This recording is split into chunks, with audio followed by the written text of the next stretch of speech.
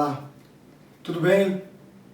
Minha oração e meu coração esperam que você esteja bem, que você esteja em paz, que você esteja tranquilo em meio a esse problema difícil. Falando em problema difícil, você percebeu o quanto essa pandemia mexeu com as nossas questões mais íntimas e aquelas que nós tentávamos fugir com mais força?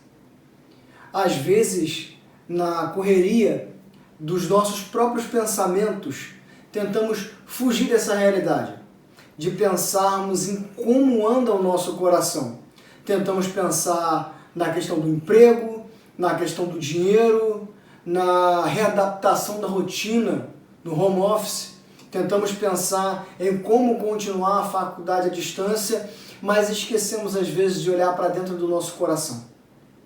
Existem algumas circunstâncias que abalam tanto a nossa rotina, que nos faz voltar a anos atrás e rever princípios que nunca deveríamos ter abandonado. Existe uma passagem bíblica muito conhecida, até mesmo daqueles que não têm uma fé, uma religião no seu coração, mas eu queria partilhar com você dessa passagem bem conhecida. Ela se encontra em Gênesis 11, dos versos 1 a 9, e eu quero ler aqui para você rapidamente a passagem da Torre de Babel. Diz assim: no mundo todo havia apenas uma língua, um só modo de falar. Saindo os homens do Oriente, encontraram uma planície em Sinear e ali se fixaram. Disseram uns aos outros: vamos fazer tijolos e queimá-los bem.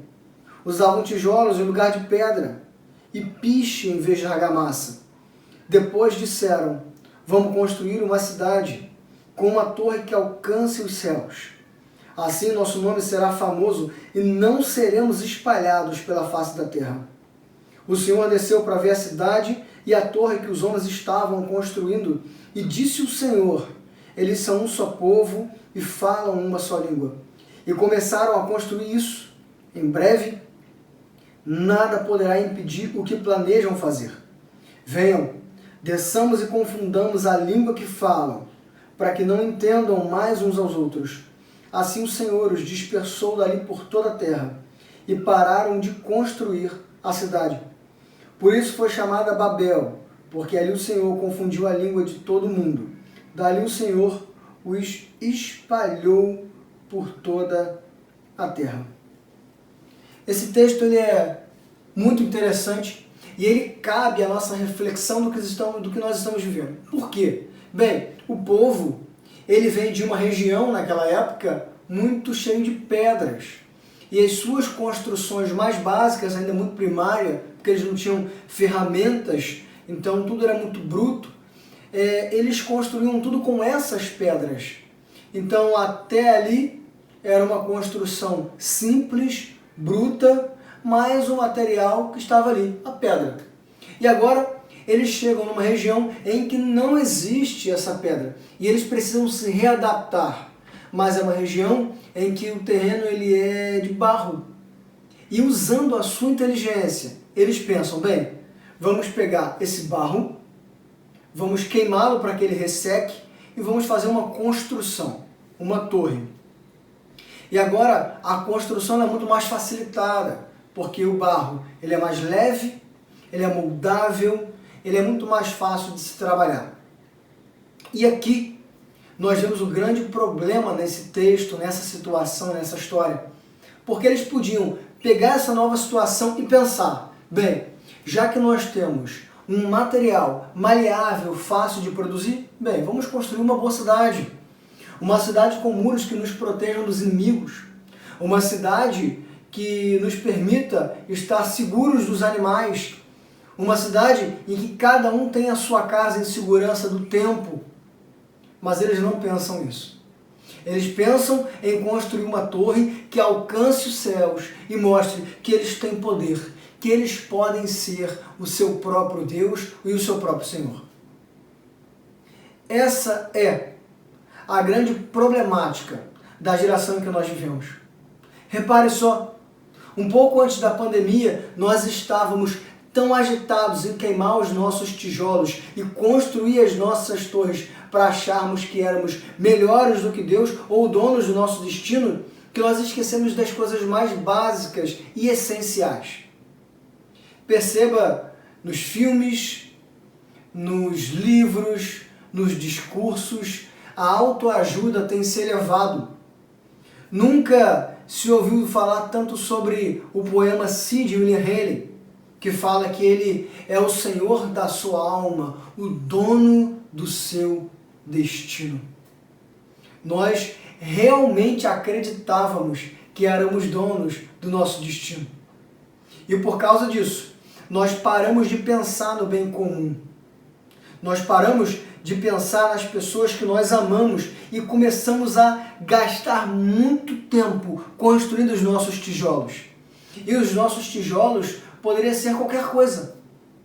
Um hobby que se transformou no principal lema de vida. Podia ter se tornado também no seu estudo, no seu trabalho.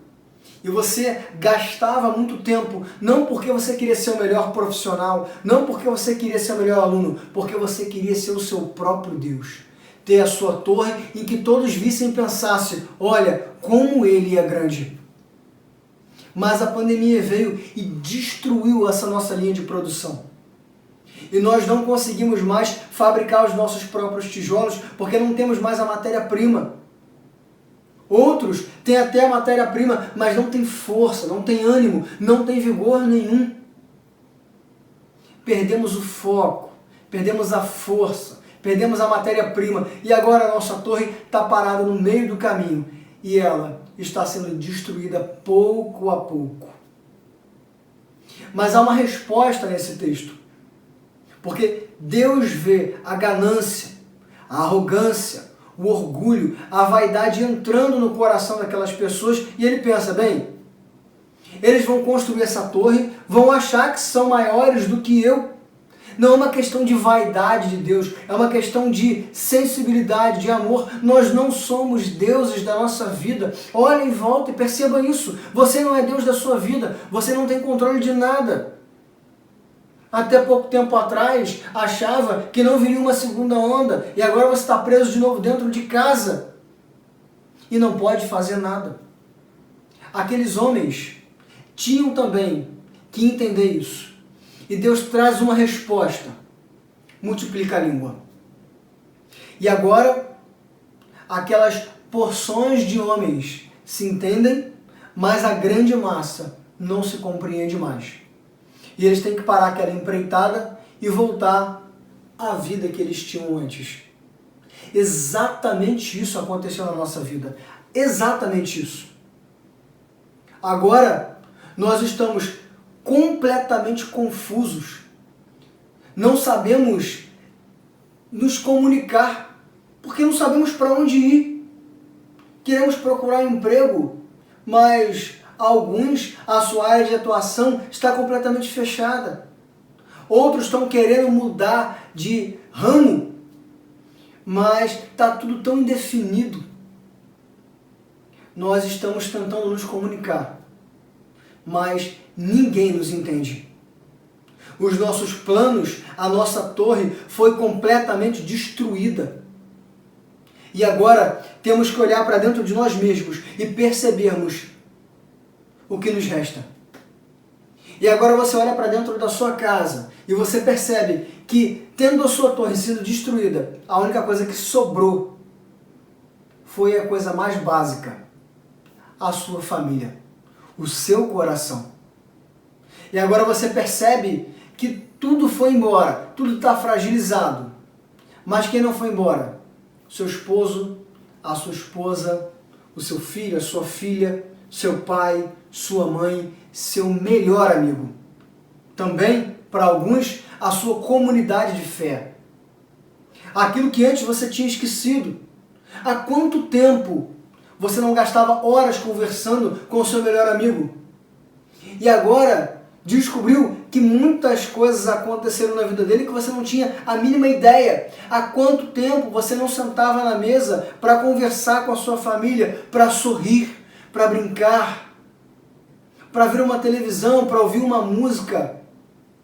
Há quanto tempo você não olhava para dentro do seu coração? Há quanto tempo você não tinha tempo nem para você? Era só a sua torre.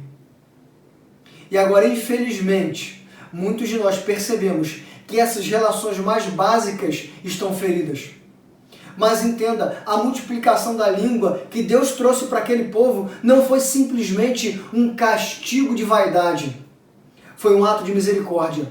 Foi aquilo que fez com que os homens parassem aquela empreitada completamente sem sentido e voltassem para aquilo que importa.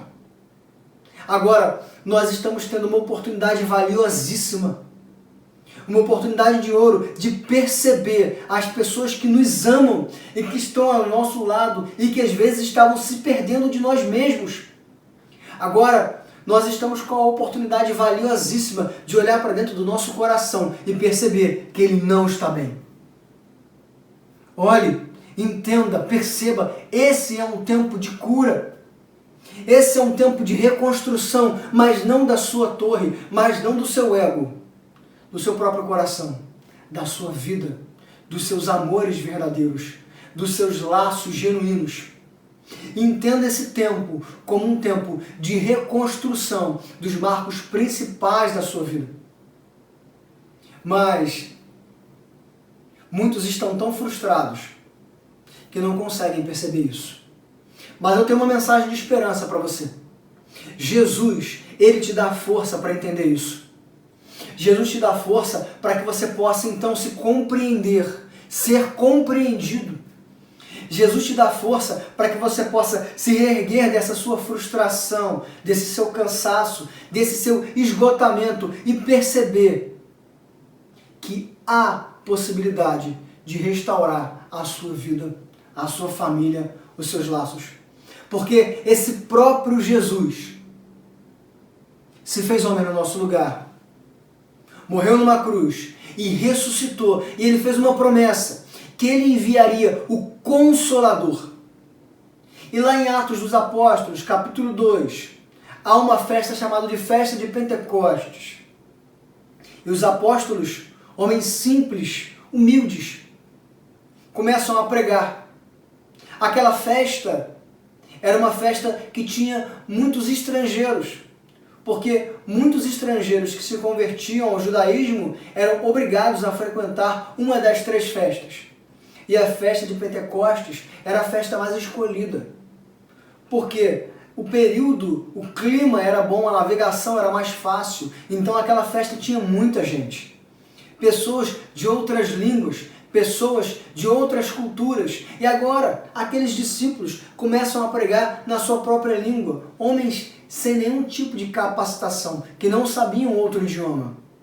Mas acontece que naquele dia, o Espírito Santo desce sobre aquele povo e eles começam todos, um a um, compreender o que os apóstolos diziam. E eles são alcançados pelo Espírito Santo, Consolador, que restaura a ferida dos nossos corações, que restaura os marcos que nós deixamos atrás e que faz com que as nossas torres sejam destruídas. Se em Babel os homens passaram a ser incompreensíveis um ao outro, lá em Atos 2, eles passaram a ser unidos pelo Espírito Santo Consolador. E esse Espírito Santo, ele está no meu coração, ele está no seu coração. Mesmo que você não o conheça, clame, porque ele transforma a sua vida. E ele faz com que as pessoas que te amem passem a te compreender. E ele faz com que você passe a se entender, porque a partir de então, o Espírito Santo, aquele que nos consola, que cura, que cuida de nós, ele passou a fazer de você uma morada. Que ele seja a sua torre de segurança, que ele seja o seu consolador e que nesse tempo você peça socorro para ele transformar todos os seus laços. Eu quero fazer uma oração com você e por você. Senhor Jesus, muitos de nós estamos esgotados e não conseguimos nos entender as nossas dores, as nossas dúvidas, as nossas queixas, as nossas inquietações. E às vezes descontamos nos nossos familiares, nas pessoas que nos amam.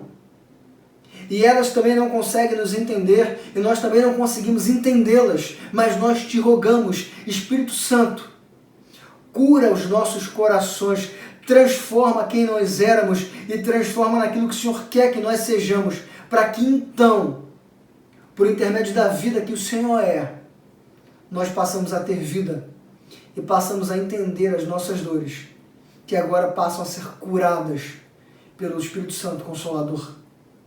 A nossa família, que os nossos amigos, que os nossos laços sejam transformados. E como naquele dia de Pentecostes, o Senhor desça sobre os nossos corações, sobre as nossas casas, sobre a nossa família, e que hoje todos nós possamos nos entender e sermos curados pelo amor, pela graça e pela misericórdia do seu poder.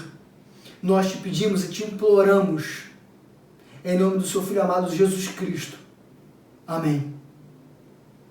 Que você entenda que esse Espírito Santo é vivo, é perfeito, é maravilhoso, é cheio de graça. Não olha para você para te condenar, mas restaure o seu coração. Que você seja visitado pelo Espírito Santo de Deus, transformado e curado. Que Deus abençoe a sua casa, que Deus abençoe a sua vida, e pode contar com a gente.